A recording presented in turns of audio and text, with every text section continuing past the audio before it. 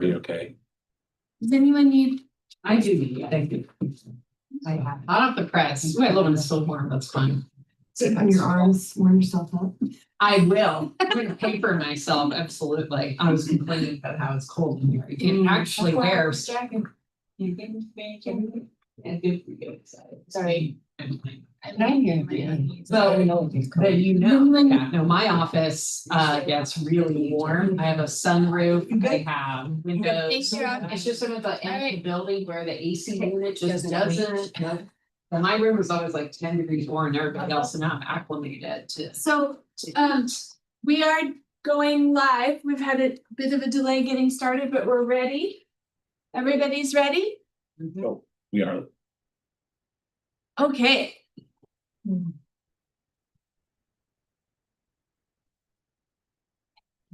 Okay, yes. I'd like to call to order this meeting of the Legislative Committee for July 25th, 2025. And we'll call the roll. I'm Julie Boyd. Vanessa Nordyke. Urban and Brown. Deanna Gwen. Linda Nishioka as alternate, and I understand that Councillor Brown may need to leave, so I'll be here if necessary. All right, thank you everyone for being here. We have plenty of discussion, I'm sure. Coming from Justin, or are we starting? We're gonna start with the state session and then go big. Okay, very good.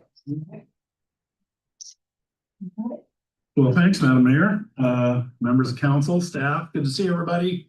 Mark, Terry, I've got so much to rant about. You guys might be off the hook, have a minute or two, but I will keep everything. They also have. I will keep everything in line. Okay, with that being said, my focus today, real quick, we're going to talk about the 2025 session.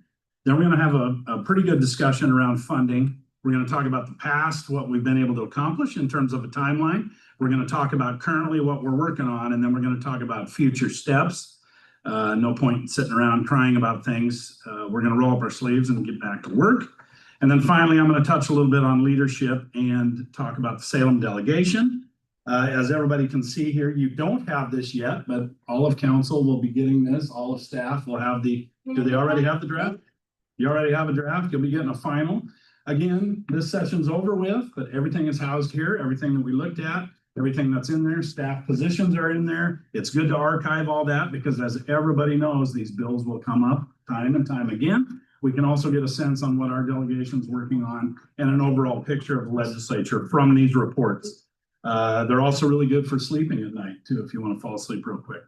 You can start reading those next year bed. So with that, looking at the 2025 session, there were 3,466 bills introduced. About 700 of those were still kind of active towards the end of session. Why I throw out that number, it's just basically to let everybody know about 20% of stuff that's introduced really gets done, really comes down to the finish of the legislative session. Of those 3,466 bills, we pulled 717 of them that might have an impact to the city. Of those, we really focused in on 96. And of those 96, we brought 12 in front of council for support and or comments. Now, staff did work through those 96. And the reason why we don't work through all 717 is people understand, depending on who's sponsoring the legislation, who's in a minority party, who's in a majority party, who looks to get this done. Are these bills from leadership? Are they not from leadership, etc.? It just gives everybody a sense of what is really going on. And I really like to weed things out for our staff so they're not grinding on everything. I really feel for state agency folks. They have to analyze every single bill, even knowing full well it may or may not go anywhere in the future. So with that are the statistics. Courtney, did you want to add anything? No. Sweet. You need this one or not?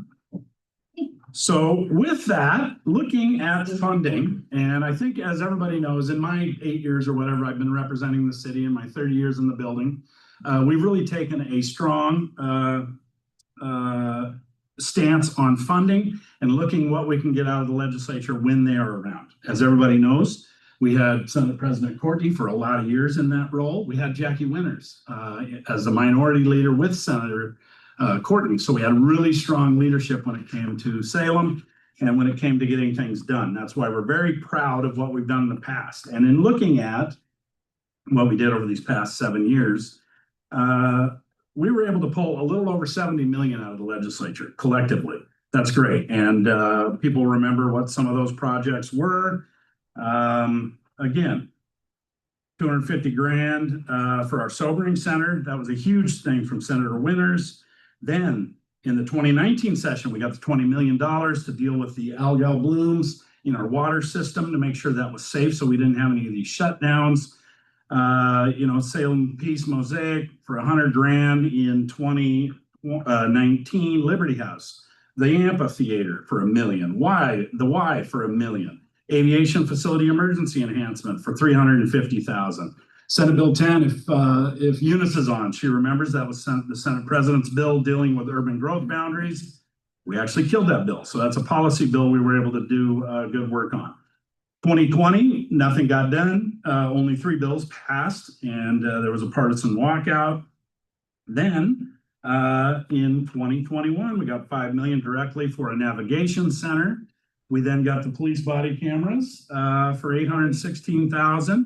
We got housing assistance voucher program for $1 million. Sheltering funding for $10.5 million was Salem's share of that. Project Turnkey, $800K. Again, Y for 6.1. You can see that was a priority of the Senate President, Courtney.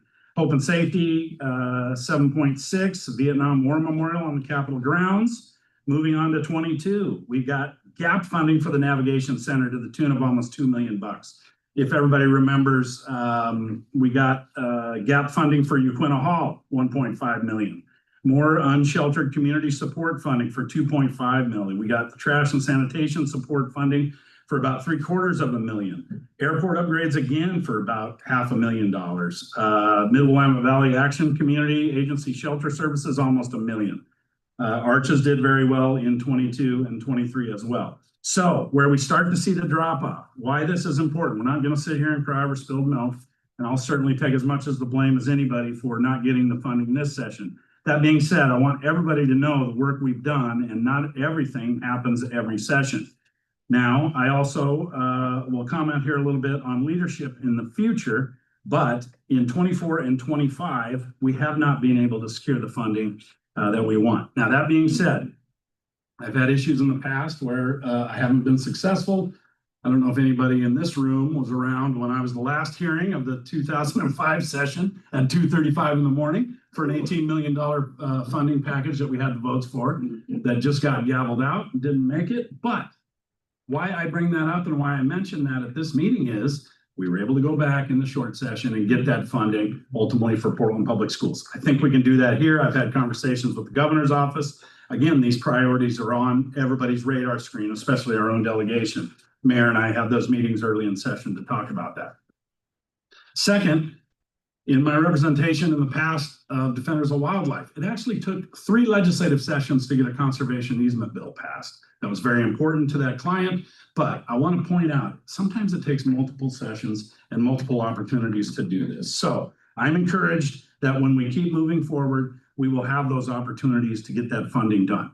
That's all in the past. As we currently know, we're trying to get money for public safety to enhance police, fire, et cetera, in and around the Capitol. We worked on a Capitol District concept.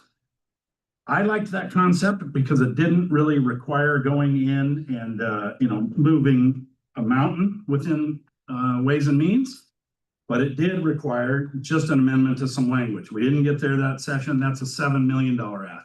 We didn't get the 2 asks for the airport, which would have equated to about 1.3. We didn't get Peace Plaza either. The only thing we did get was Representative Anderson's Fairview project to the tune of about $800,000. So that being said, how do we move forward on, again, these? I think we need to reprioritize, and we'll have those discussions with the legislative committee. But how do we move forward? I think we look at a couple options. The emergency board, which is an opportunity. And again, I've spoke to the governor's office. I think we need to do that in a formal way. So Mayor, I might be asking you to come sit with me in those meetings. And maybe we even look at running a bill in 2026, if we can get it at the request of the governor to get, again, at that Capitol District or some public safety enhancement funding in and around the Capitol. I know we need it citywide, But again, this would be a good start. So I'm looking forward to how we're going to navigate that or how we're going to map that out, looking into the future to see what we can get done, either in an e-board situation or in 2026. Why I'm not super encouraged by that, folks, the good representative had a bill dealing with this, payment in lieu of taxes. It did not get a hearing before the deadlines. That concerns me. As everybody knows, our delegation is very, very new. Senator Patterson, Representative Anderson, with the exception of Evans, who's been around a long time.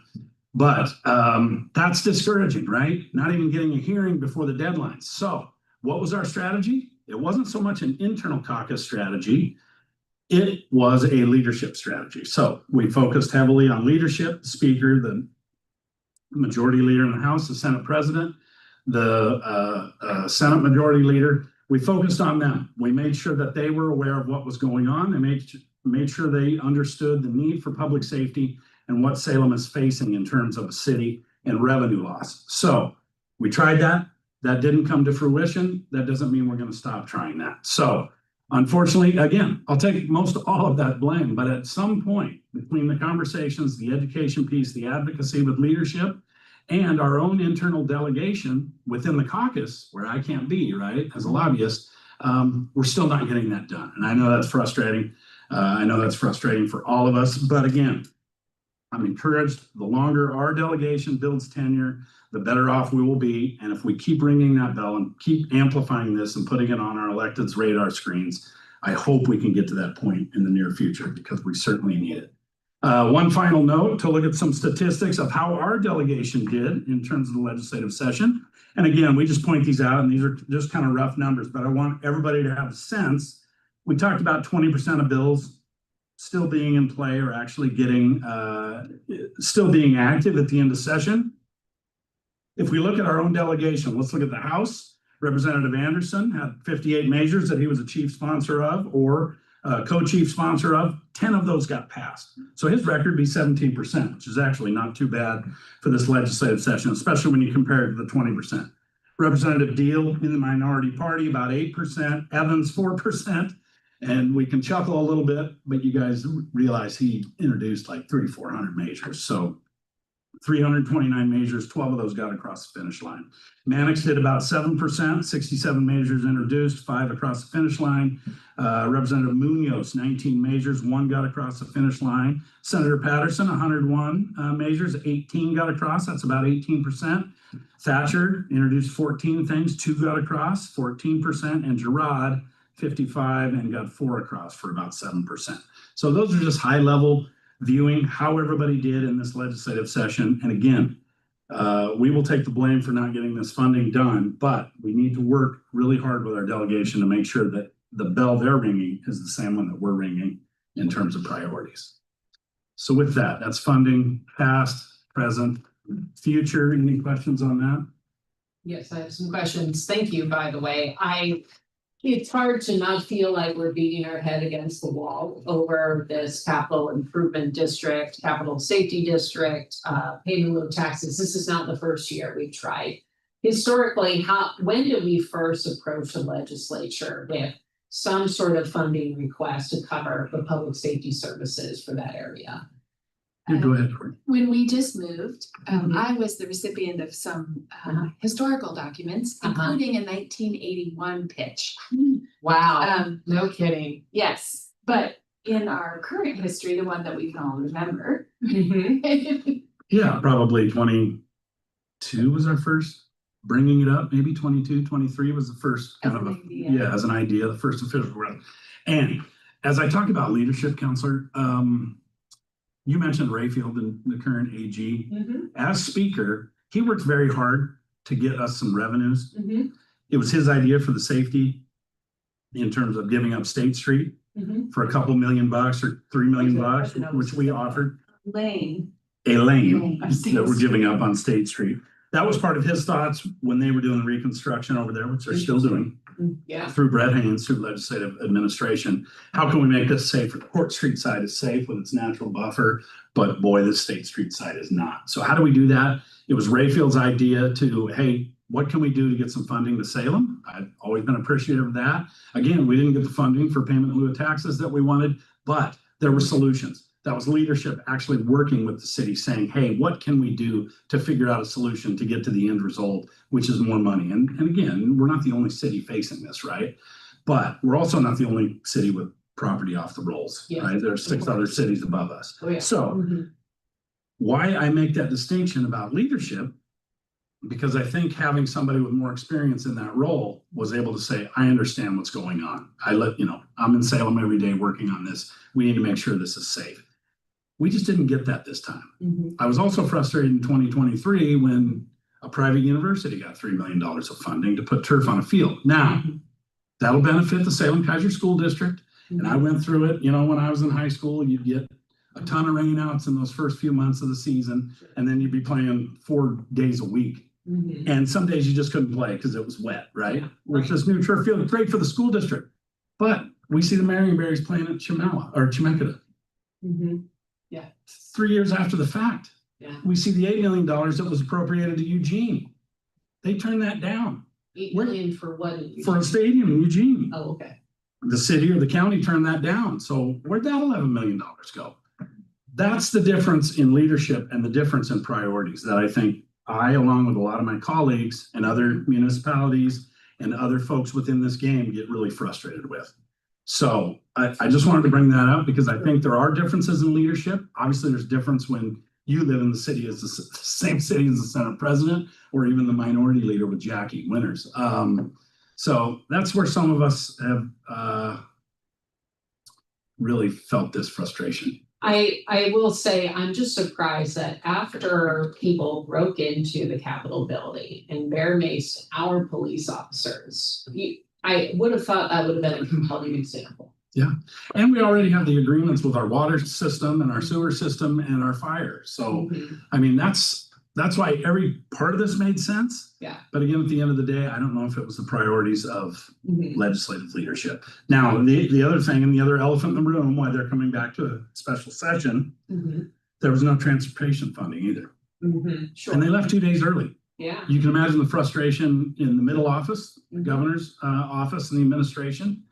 It's like, wait a minute, we had 14, 16 months. We've been working on this. We've been doing road shows for transportation. Oh, What yeah. is going on? Yeah. So I think it's not just, it's not just us. Of It's course. everybody sharing that frustration. And Mhm. everybody here works with different nonprofits and different organizations and have felt that frustration. The next question I had, did the passage of the levy dampen enthusiasm for the Capitol District? In your talks with any of the decision makers, did any of them ask, did the fact that, the levy passed, the May election was May 21, they were obviously still in session. They hadn't finalized the Christmas tree bill by that point. So I'm just wondering, did you hear anything from legislators saying, well, Salem just got a bunch of money, did that lessen enthusiasm for the Capitol District? It's pure speculation on my part. I didn't hear a lot of that in conversations. I think everybody was kind of relieved. Obviously, you guys were, Oh, yeah. but Mhm. that doesn't mean that didn't exist, right? Or Mhm. that wasn't part of those conversations behind closed doors. Now, when I debrief with legislative leadership, Mhm. which I haven't done yet, it's pretty customary. People kind of go off on vacation after the legislative session. Of course. Tempers are high, tempers are flaring, people are frustrated. Uh-huh. When I have those debriefs, both with our delegation and leadership, I think that's a question that we will ask or try to find out, or have our delegation ask that question, because I don't know. I mean, it would be pure speculation to say if that levy went down, Mhm. would they have been more receptive? Who knows? I don't know. I just don't know where their priorities were. And again, I'm concerned that our own members aren't even getting hearings before hearings Mhm. deadlines. So Mhm. it's just a matter of time, but I'll work with our delegation to try to figure that out, and leadership. Yeah, I know you will. I'm not asking you to do mind reading or gaze at tea leaves or crystal balls, but I was just curious if anyone said, did they articulate anything about the levy? It sounds like you didn't hear a lot. I didn't get a lot of Okay. that. And again, it's, as everybody knows, from that May revenue forecast to that Mhm. last, 6 weeks, it's focus. Being in those meetings with you, I didn't hear anything about that. The only thing I did hear was, yeah, good luck with that. Like, we weren't gonna get the levy passed. Yeah, I heard that too. It was like, Okay, right? Linda, did you have a question? Yeah, are you finished? Yeah, I am. And Dr. Brown has. The question I had, and it's really again kind of speculating, because we've transitioned from payment in lieu of taxes to capital district, I'm wondering if in the legislators' minds, it's really payment in lieu of taxes. And so they're sort of opposed to it in that sense, because we have to move away from that concept. And so I'm just wondering, out of just curiosity, how we might really focus on capital district and public safety for the capital district. And I sometimes get concerned with the amount that seems to be on this. And again, because that was like tied to payment in lieu of taxes amount. So I don't know, any thoughts? Yeah, no, I think it's a good observation. I think it is a little bit branded payment in lieu of taxes. And I think the problem, once it's branded that way, you've got a pretty big Eugene delegation, right? They're number one with property off the rolls. You get Monmouth Independence, right? So you get Representative Evans being pulled that way. I think it's branded a little bit that way. And again, to Rayfield's point, yes, he worked very hard to get us some funds because there was a mutual benefit for the actual Capitol building and the city. But his overall concept was, how do we attack this at the state level? The problem there is you're talking millions and millions. You're not just talking 7 million. Now you're talking 40 to 50 million, right? Per year. So I think it's very astute to notice that, yes, we probably are branded payment in lieu of taxes, and anytime tax stuff comes up, that's the other thing. I know it gets frustrating for clients, but when you have to go through a revenue committee, when you talk about taxes, it brings everybody out of the woodwork. Sure. So it's not just about Salem having property off the rolls and making sure we can fund public safety. Now it's a bigger concept. Now it's all about tax, and you get, It's the change the narrative. you get tax fairness in there. You get all these interest groups. I just want to make sure though that it's clear that we heard this kind of feedback early on, and we were constantly shifting and modifying, and so where I think we ended some of those early rounds of visits was much more focused on what makes Salem different from the other cities that are facing similar payment in lieu challenges. And our branding shifted entirely to the capital district, because that was the nexus to get into other legislation instead of doing a solo bill, creating that kind of target. We were looking at other strategies to put the capital district in play. It's already defined in other legislation. So I think I wasn't in a lot of the meetings that you took, but it felt to me like we were being responsive to some of those initial early day kind of challenges to how we were articulating it. And I thought we did a pretty effective job. Your example of Eugene, right? They have public safety. It's paid for by students on campus. We're different, right? I think we did Well, I appreciate it, because we do need to change the narrative, and that's, I think, for us to probably get some. we have changed the narrative, and I think it started working better. You were in those. How many times did I visit the Capitol meeting? 15, 20 times we had meetings. And the one that stood out the most was with Lieber. When she said, you come in here and you ask me for money. Tell me your story. Where'd you get this number? She was pretty straightforward about that. So I've thought about that a lot. And before next go round, would really like to have our narrative nailed down. So it's not a question. It's who we are. This is what we need. So I have a question. You mentioned, Justin, potentially going back in the short session to talk about the Capital District and or going to the e-board. What would the timing be? When does the e-board convene? Would you be seeking 7.2? What's your strategy for that? Yeah, again, I think it's always important to ask for what we need, right? You should never shy away that. Obviously, this meeting's public. Obviously, we take what we can get, but don't ever be shy about what we need. If that's the number, that's the number. If it's 14 per biennium, great. If it's 7 per whatever that number is, we need to be upfront about that. I think the rebranding and the remarketing and telling that narrative is very important. I still think we have a very, very good ally in the governor's office. Whether it was payroll tax, they have been committed to us. Now, the problem with the governor's office in this process is you got to get something to their desk. So it's always kind of, chicken before the egg, or however those cliches work. That being said, we need to take advantage of that relationship. And again, I think she's continued to say, and her staff has, that they are committed to helping the capital city when it does come to that. So I think it's a matter of freshening that advocacy, rewriting some of the narrative, continuing to ring that bell, have those conversations with leadership. To the mayor's point with the co-chair, whose very first session as co-chair. Yeah. So they're getting a ton of people coming at them. The co-chair on the House side, it was her second session. So they are very, very new. So is leadership to this whole role. So I think we just got to keep on that path. We got to keep doing that. December for e-board. We'll see what comes. We'll see what comes out of this. There will be ledge days in September. We'll try to take advantage of those. I think they're building they usually build some things around that. The building's closed through September, so we'll try to have those conversations. Who's on the e-board? I'd have to look it up. I don't know. They are legislators, Nikki. though?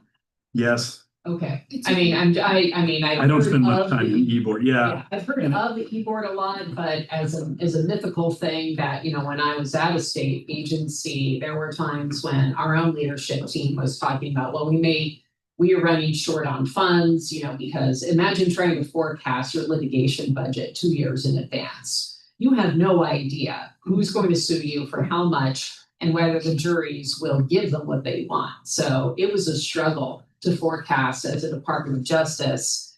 And so they would talk about this e-board, like it's, this mythical entity where you might get money from them and you might not. So it's comprised of legislators. and it's really important. It's really important. I mean, that's a really good comment because e-board shifted how it worked during the pandemic. Uh-huh. And e-board, instead of being an emergency board that would make funding decisions, which again, I think in hindsight, everybody can look at why did the Senate president, Peter Courtney, want to go to annual sessions? Because we had a kind of a unique legislative setup every 2 years, but we had the ability for e-board to do that emergency funding. Now, once the pandemic hit, that all changed. With such an influx of federal funds, Yeah, with such an inability to get to folks, right, yeah. the e-board started to take on a really different, so, when I was working with, our treasurer, Steiner, there was a lot of frustration from legislators on how the e-board was then being used. Uh-huh. Because it is supposed to be about emergency funding and what do we need to do that the legislature couldn't get done to bridge that gap until the legislature comes back. Sure. Now we're on annual sessions. Now people approach the e-board differently. I would just caution everybody, the e-board is a tough thing, right? Yeah. I haven't existed in that world a lot because we didn't need to. But now we need to take a look at it. And again, those discussions with the governor's office, those discussions with the governor will be things we'll be looking at for opportunities. And it may be we come to the next committee and say, hey, that opportunity does or doesn't exist. I mean, do they even publish a list of factors for like what would qualify as an emergency request or what makes it more likely to get over the finish line, or is it at the whim of whoever the decision makers are Could we maybe table the e-board conversation? for another time? I'm That's just, fine. I feel anxious about getting to, Sure, the that's federal fine, obvious, no but, problem. We'll revisit. And as we work to that, That's fine. we'll keep everybody up to speed on. we on we approaches. have until December, but we should be ready. So how about if, it's August, right now we're in July, but we could keep this cadence of these meetings of legislative committee once a month. And maybe even advance it faster, but for sure we could, I owe this whole city council the update on how the session went. Sure. So that would be an August 11 probably date. I'll make sure that Justin's available. And then we would have another convening of the legislative committee at the end of August if you'd like. And we could bring all of the e-board strategy love that. conversation back. Would that be good? Madam Mayor, I don't know how you. Yeah, feel about that. absolutely. Okay. All right. So I know if it's okay, I think you got it. Yes, I'm through. Perfect. Thank you so much for the conversation. Sure. If it's okay, hey Terry, I think that you have a presentation that you want to share with us. Thank you, Mark. It'll be probably easier. There's so much great information about the summary of the bill, but this way you can see it and hear it at the same time. Yes, and let's see if this works. Are you able to see my screen? Yes. Oh, perfect. Okay, let me, on this side here, just move it over so Mark can also see, because we can't see it the way it is. Okay, so Mark, go ahead. Thank you all. It's good to see everybody. Mark, if you don't know me, Mark Dedrick, with Summit Strategies, here with Terry Hubert. There's a lot of information that was in both the memo on the reconciliation bill, which was kind of commonly known as one big beautiful bill for a while, until that was changed at the very end of the bill. We're not going to talk necessarily even to all these slides in here, but if there's anything that we skip over that you want any, make comment, question, anything like that as we're going through it, please, jump in, ask any questions. We're happy to answer anything, to cover anything that you all are interested in hearing from. On this, I just kind of want to quickly, we're going to talk a little bit about outlook for appropriations at the end, but the one thing I want to flag, because it's important for the city, and it's one of the main past kind of business items we're working on a lot. The appropriations process is in motion right now, and the city of Salem is alive with our request for funding for emergency power generation for low-income senior housing. There is $500,000 that Andrea Salinas has secured for us in House-passed legislation, and that should put us in good position if there are appropriations bills at the end of the session for that money to be there for us at the end of the session.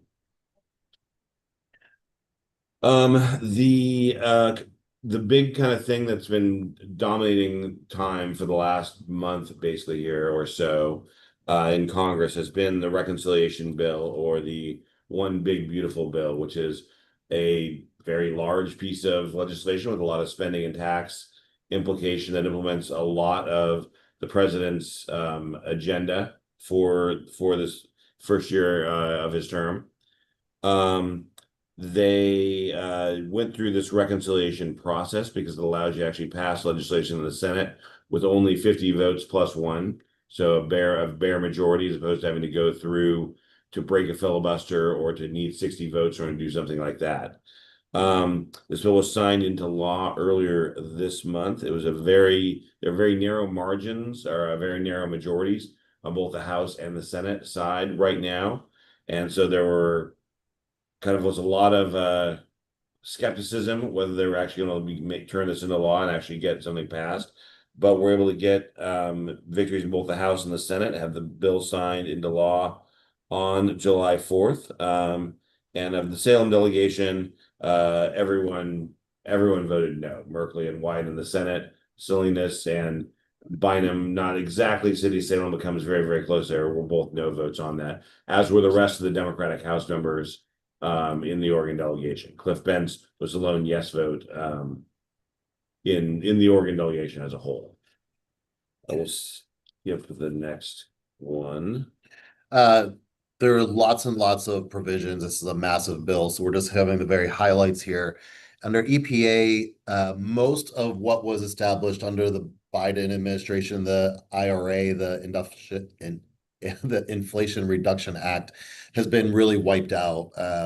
Things that a lot of cities used to improve their neighborhoods, including the Neighborhood Access Equity Grant Program, where you can see the list there. The one I would point out, the environmental justice and climate grants, there are many lawsuits pending on those. There potentially are other lawsuits pending on different versions of this bill. It just depends on the day and the hour, how many are out there. But some parts of these dismantling of funds may be interrupted in the future, or at least derailed a little bit. The EPA, there are two interesting things there that are actually probably pretty beneficial to anybody who wants to build something. There's going to be a pay-for-play fast-tracking process whereby EPA will have to do their environmental assessments within 180 days and the EIS statements within 1 year. As you probably know from anything that you've had to work on, these things can often take months and months or years and years. So this is a huge win for, I think, everyone, really. We're going to skip over the child tax credit. Mark, to do housing. Yeah, so on housing, there's some, I would say, positive news. I don't want to go too over the top and how positive. There's some positive news when it comes to housing things within the reconciliation bill. First of all, despite a lot of concern that people had, some of the key HUD programs that the city relies on, such as CDBG and Home, and the municipal bonds tax exemption, that tool that is used again a lot by cities in this kind of area, were not impacted by the legislation.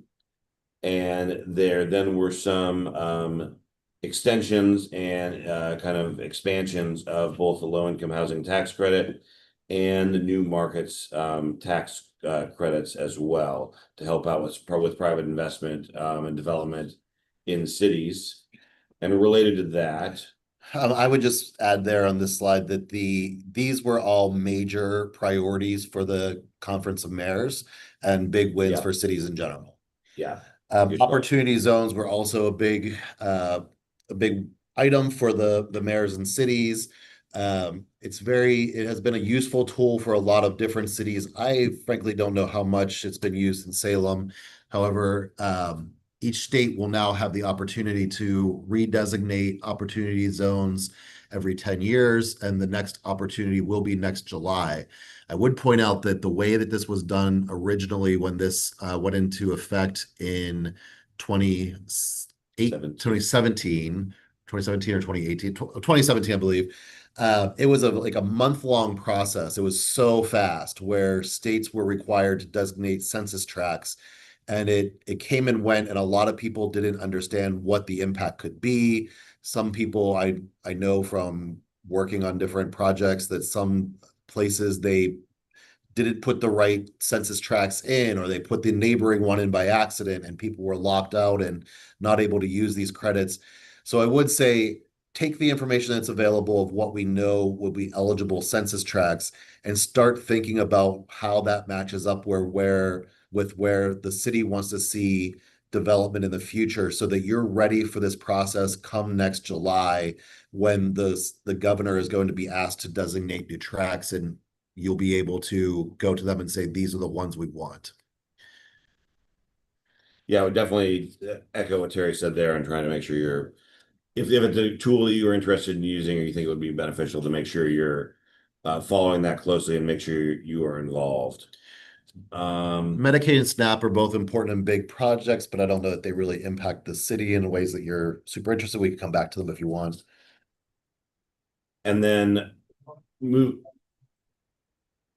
moving on immediately after, and because they're somewhat similar words that start with the letter R, after reconciliation, there was another move by Congress. They moved kind of immediately into was doing a rescissions package to basically claw back and cut unobligated funding that had been appropriated for kind of the existing fiscal year, and to make those cuts mid-year while there.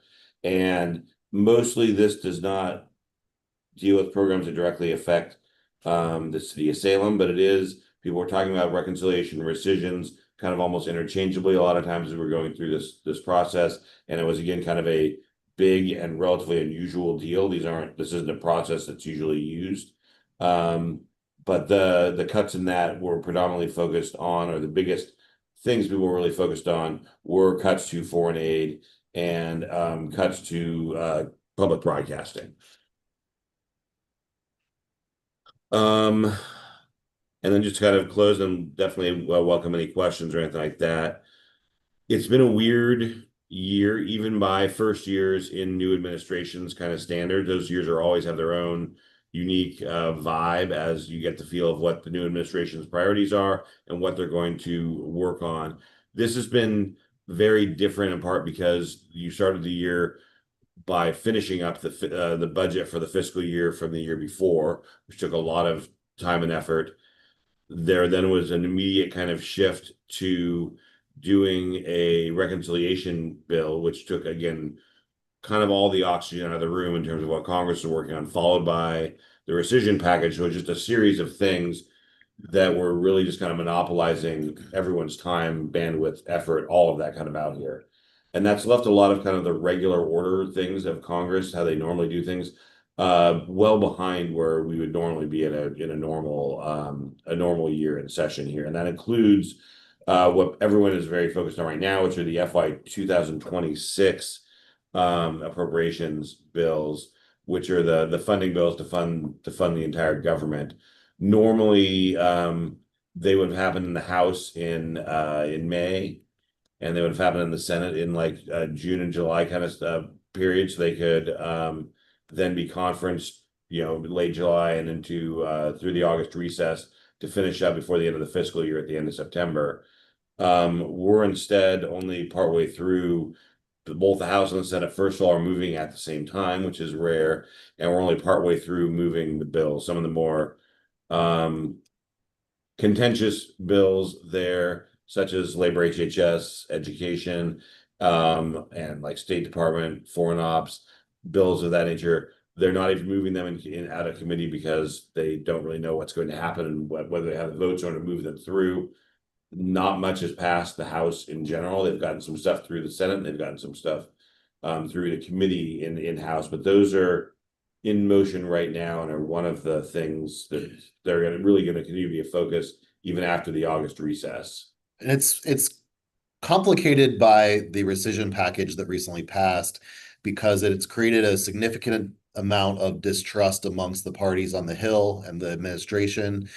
Democrats feel that basically the deal that was struck really this year, a few months ago, to fund the government for FY 25 is being reneged upon through the rescission package. And there's a sense that if more rescission packages start coming down the lane here in the next couple of weeks or months, there's a realization amongst, I think, everyone that you cannot move the FY 26 packages without Democrat support, because you have to get to the 60 vote margin in the House and you have to get to, in the Senate, and a majority in the House. And even though Republicans have a majority in the House, they do not have 60 in the Senate. In the House, their own conference is in disagreement over appropriations, and generally they lose several members. They can currently, I believe as of today, there's 4 vacancies, so they can lose 3 votes, I believe is the correct number. Yeah, Mark's saying yes. It changes as things happen with deaths and such and re-elections and whatnot. But they can only lose 3 Republicans to pass any given bill. And historically, they've not been able to keep all but 3 on any appropriation bill. So there's a realization that they're going to need Democrats to come to the table.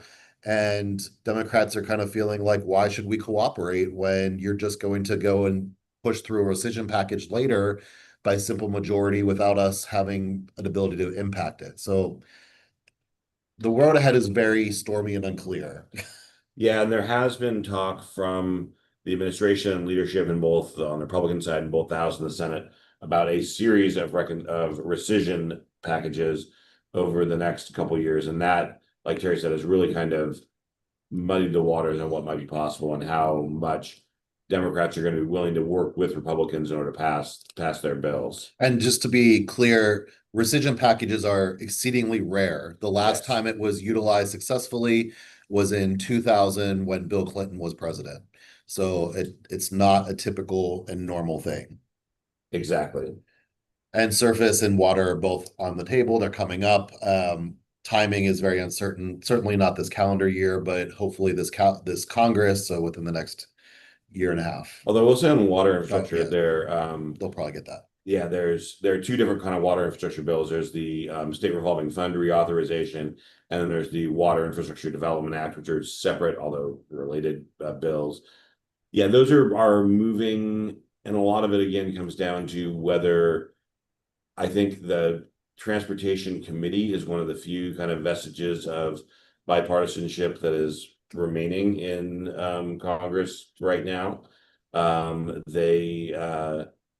They've been passing bills. They've just recently passed a Coast Guard reauthorization bill unanimously out of committee, but a lot of it comes down to whether the leadership of Congress is willing to give the chairman of the committee free rein to work with Democrats in order to pass bills on whether these bills, which again would have a substantial majority of Congress supporting them, whether or not they're able to move them through or not. And that comes again, looking at that Coast Guard reauthorization bill, it passed unanimously out of committee, and then leadership stepped in and said, oh, this amendment that somebody offered and withdrew in committee, you need to include that bill, which would have then lost all the Democrats supporting it, in the final version of the bill in order for us to actually bring it to the floor or not.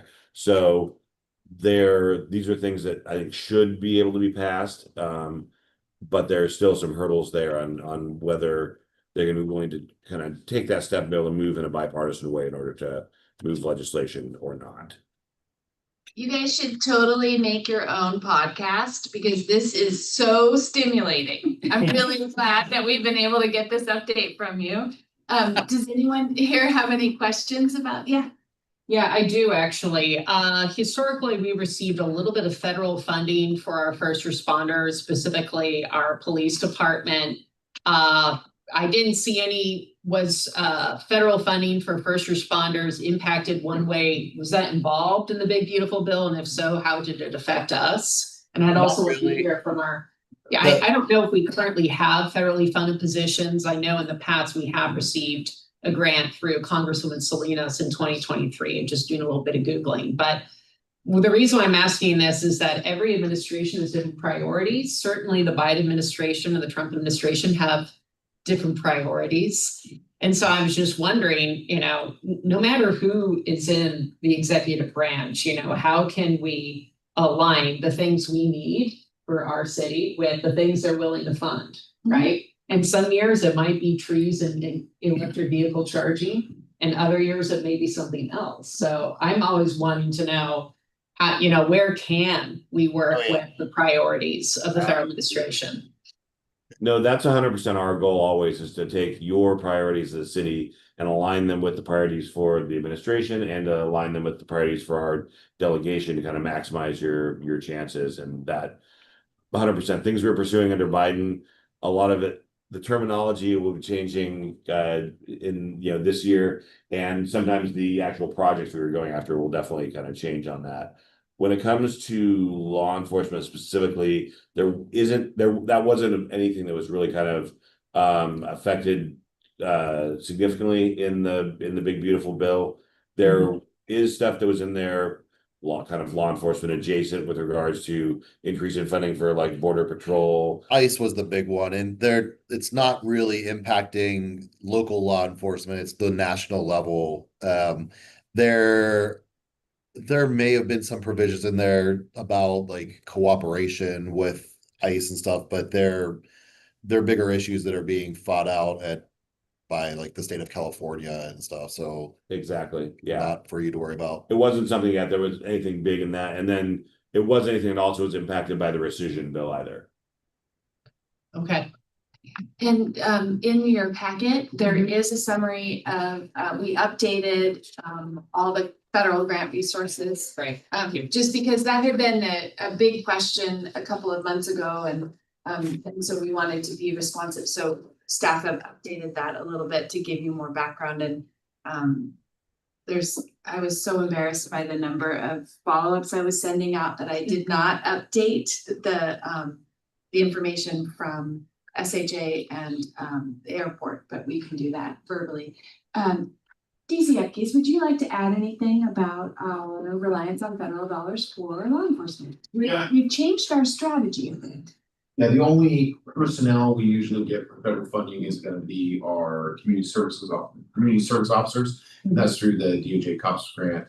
The broader scope of that has not been able to provide for us, especially on the West Coast, enough funding to make it viable to go after it for officers. So it's never really personnel. It's going to be small grants. Like right now, we're doing a micro grant for procedural justice, and then another micro grant for our supporting CDRI and equipment and other things. So sometimes it'll also pay for some staff hours.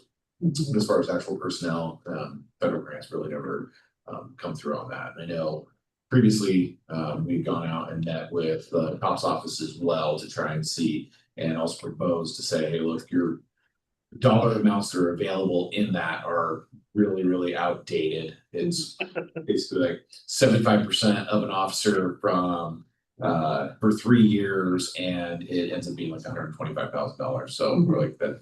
It's not even worth the time to even apply for that, and it has to be in addition to control the staff, as opposed to paying for current staffing or maintaining budget. So that's kind of where we're at. So when we see grants pop up that we're able to go after, we have, and we've been successful in getting, especially our 2 micro grants this past year.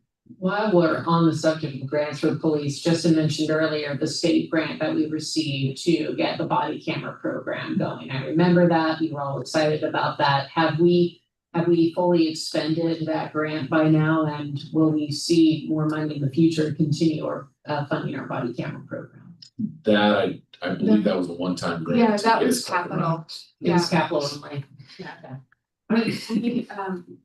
We have been trying more to use available resources for grants and things like that to do one-time things, because we find ourselves getting into a bit of a pickle when the grant runs out and we've got staff that we can no longer pay for. So in that case, particularly on the body cams, that was about like the seed funding to get the equipment. Yeah, So that right. then we could add the program. And then every year we get some Homeland Security funding, and that's usually directed towards our bomb squad.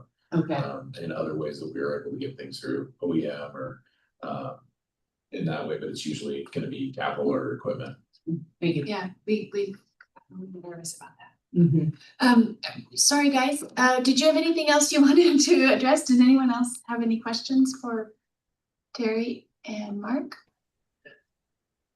No, I would just say that the memo that we gave you is pretty, there's a lot in there. This big beautiful bill has a lot to it. So if you have questions, just please get them to Courtney and we'll get them answered for you. And they're also in there too, the way that you can move things through the reconciliation process. It basically has to just be funding increases or kind of revenue increases or decreases rather than actual policy making. There's a whole process. You would hear the term bird rule and bird bath and different things like that to refer to how they're dealing with trying to wash and scrub different provisions in there to make sure they were legal under Senate rules. So some of that, there are things where it says it's going to do things in a certain way, and the administration's going to be basically have to make some of the rulemaking on how those are going to be implemented. Thank you so much. I will just say that what I'm hearing is that we would like to reconvene on August 28th would be our next regularly imagined meeting. So we would do that. We would come back with some more explanation, understanding of eBoard and what it is. We were getting some information in the middle of the meeting, but we'll come back with more on that. And then I'd also like to spend some time because the between sessions is the most beneficial for some of our priorities. So I'd like to just reconfirm or reimagine what priorities you all would want to carry forward. So with those things in mind, with like an August 22nd meeting and learning more about eBoard, and that would inform our strategy for upcoming priorities. I was hoping I could take the closeout report on August 25th to the full council. Because if we go August 11, we won't have all the information that we might want to share with your colleagues. So I was gonna, if that's okay, wait and take all of it on the 25th council. Sure. Can I get some clarity? You said August 28th, meet again, and then you said August I've 22nd. looked at a lot of different dates and I might not be consistent. Okay, So Friday is August 22nd, and that would be our next Okay. regular. I just wanted clarity on. And then I think it's the 25th of August, that would be the fourth Monday. It is For correct. council. Yes. So I would plan to do the big delivery of the closeout of the session and everything, and then maybe put an addition that would be the summary of your conversation. Well, I do have a couple of thoughts. I do have a couple of thoughts, and I'll just count on you, Courtney, to tell me when is the time. I mean, obviously, we've identified what our legislative priorities were for this session.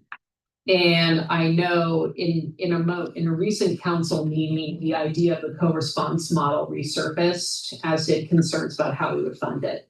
So in the past, you as staff had proposed adding a request for that funding to our list of legislative priorities. It did not get enough votes on council that time, but I believe there might be interest in the future. So at some point, I would like to, whenever it's the appropriate meeting for us to discuss in legislative committee, I would like to explore adding that as a potential priority. I don't know if that's suitable for short session. A short session can be a little bit weird, so I defer to, yeah, it's just like a little bit weird, like, well, that's the understatement of the year. But it's also true that, Yeah. I think, Mhm. having a clear set of what we want to try to achieve can start setting the seed for maybe not short session, maybe long session, but if we don't start talking about it now. Right, yeah. We haven't prepared well for the long session, so certainly I would expect our next meeting of the legislative committee to be that place where Great. you all would recommend to council the things that you would want to advance. Wonderful. I look forward to the discussion with all the members of council, the legislative committee. I know Councilor Brown's not present. And the other thing, which I think is more of a homework assignment for staff, which I think goes beyond legislative committee. Our federal folks talk to us about modifying the opportunity zones. I'm really curious, and I'm sure all members of council will be curious to know where our current opportunity zones and where might they be in the future. I love the idea of tax incentives for businesses to invest in lower income and economically distressed areas. How can we facilitate that? That doesn't sound like a city action necessarily, other than identifying the area, but I mean, how can we help, help our communities? That sounds amazing. I have a note. Yeah. To Kristen Rowe. Well, why don't we have, Sarah Long represents economic development in Okay. this setting, so Sure. why don't we have her come and give us an update on that? Sure. I see Mark wants to Yeah. chime in. I think transportation funding might be on your mind. Yes. You might want to put, I would suggest you might want to put transportation funding on your August agenda. As the special session is due to start on August 29th, if indeed it comes together. The League of Oregon Cities will most certainly be asking us to take a position either in support of or in modification of whatever the proposal is, on the eve of the session. So I think it would probably behoove us to go over what the proposal is, the governor's proposal, or any other counter proposals that might be out there towards the end of August. I think that's a great idea. I think it's also true that we can have a priority about transportation funding and have a statement of value with or without the proposals coming forward. Do you know what I'm saying? Like we can say that the city needs these things regardless of the noise around the transportation package and how that gets shared. That's a great idea. Thank you, Mr. Bechtel. You've earned your keep today. Thank you. Thank you. All right. Okay, so our agenda is full for the 25th, 22nd, Friday, the 22nd of August. It feels like a good day to get back together. I'm turning it back, sorry for the All is good. disruption. Yeah, the thing I found most fascinating is the batting average for legislators. Yeah. I'd like to see that a little more closely. How about if we put a little note about that in our next report to you for the 22nd? It'd be great if you can. That's just, that's all thumbnail stuff. Yeah, but we'll put it on a piece of paper so people can read it. Yeah. Follow along. Everybody. We're gonna read you something. Anything else from anyone? It's Trevin's job. Anything else? No. No. Okay, Then we are adjourned. thank you. Thank you. You guys have more of these pens lying around. These are really nice. I think that one can leave with you. What are those?